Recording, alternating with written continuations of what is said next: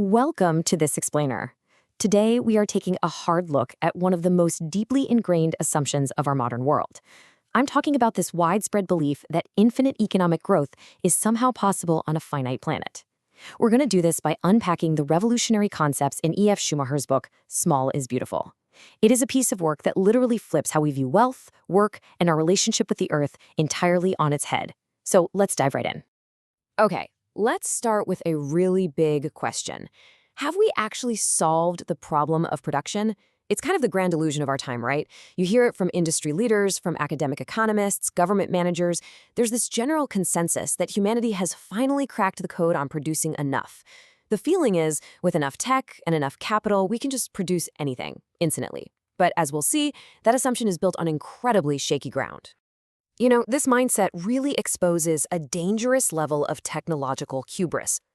Because of all our astonishing scientific achievements, we basically convinced ourselves that we have unlimited power over nature. We even use language like battling nature or conquering it. But the source material argues that this illusion has completely blinded us to the hidden, devastating costs of our quote-unquote progress. And here is exactly where the math breaks down: our concept of natural capital. We're talking about the irreplaceable resources nature provides: fossil fuels, the literal tolerance margins of living ecosystems, and even the human substance itself. The fatal flaw in our current economic thinking is that we treat this absolutely irreplaceable capital like it's just easily renewable income. We act as if we created it ourselves and can just print more when we run out. It's a suicidal economic error. The truly scary part? We're liquidating these capital assets at a terrifying speed. Think about it. If we squander our fossil fuels, we threaten the very foundation of civilization, because once they're gone, they're gone. They don't just grow back. But even worse than that, if we squander the tolerance margins of living nature through pollution and ecological destruction, we aren't just threatening civilization, we're threatening life itself. To put this into perspective, when you run the exploratory calculations on global fuel consumption, it builds a massive mathematical trap. The disparity is honestly shocking. You have the rich populations doing by far the greatest damage to fuel reserves, accounting for roughly 75% of consumption, even though they make up a tiny fraction of the global population. It makes the whole pursuit of endless growth logically impossible. We're essentially stripping the world of its once-for-all endowment of cheap fuels and setting ourselves on an inevitable collision course. So how on earth did we get here? Well, modern economics openly relies on cultivating our most destructive drives.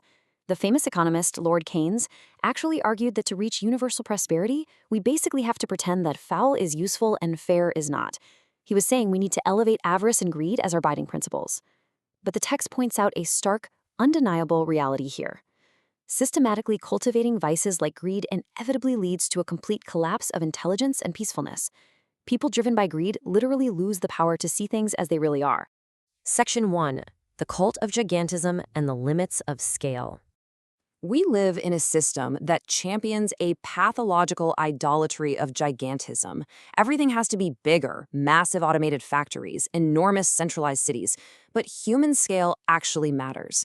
The source suggests that 500,000 inhabitants is roughly the desirable upper limit for a city's size.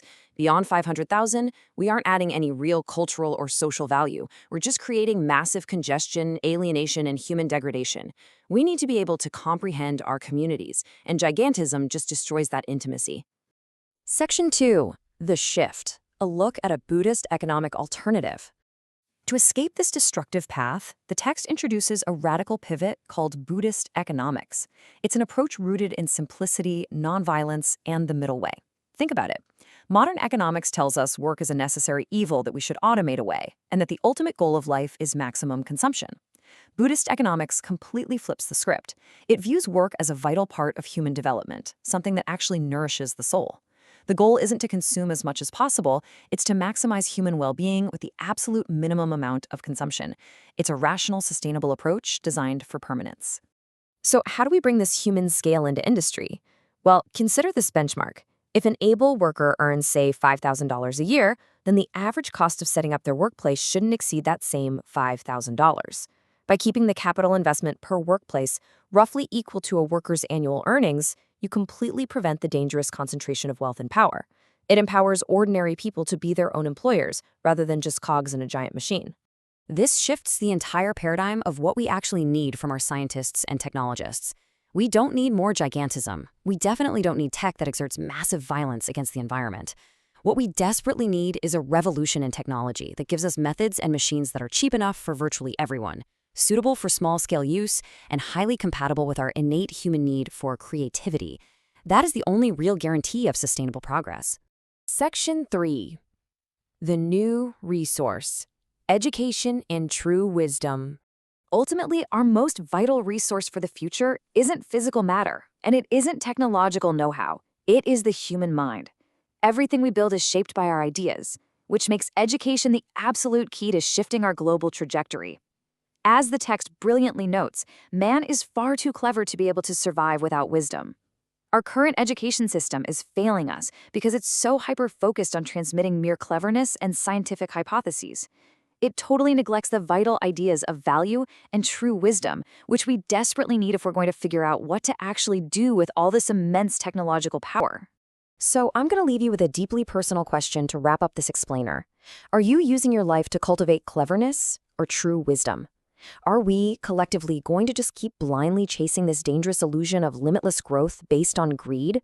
Or are we finally ready to rethink our entire scale of values and demand an economics of permanence that respects both the human soul and our finite planet? It's a massive question, and honestly, one we just can't afford to ignore any longer. Thanks for joining me, and keep questioning the assumptions around you.